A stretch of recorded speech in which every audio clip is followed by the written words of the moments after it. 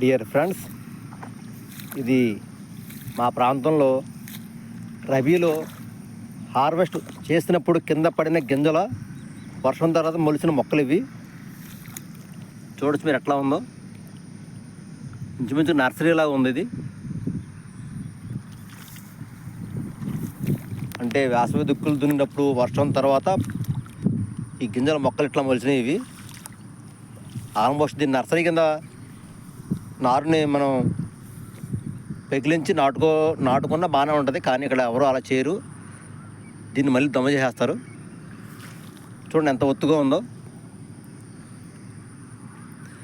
Almost మా ప్రాంతంలో అందరి పొలాల్లో కూడా ఇట్లానే ఉంటుంది ఇంచుమించుగా. అంటే ఎంత గింజ మనకి నేల మీద పడి వేస్ట్ అవుతుందో మీరు ఒకసారి గమనించవచ్చు.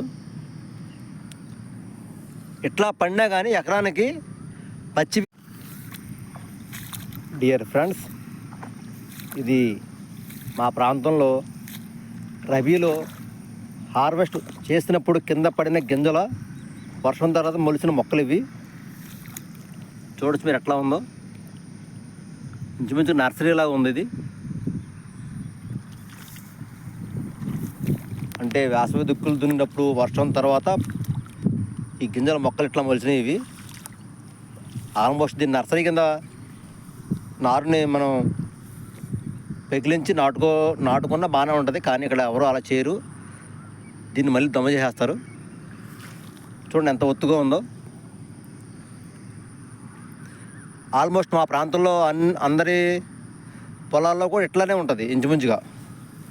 అంటే ఎంత గింజ మనకి నేల మీద పడి వేస్ట్ అవుతుందో మీరు ఒకసారి గమనించవచ్చు. ఇట్లా పడినా కానీ ఎకరానికి పచ్చి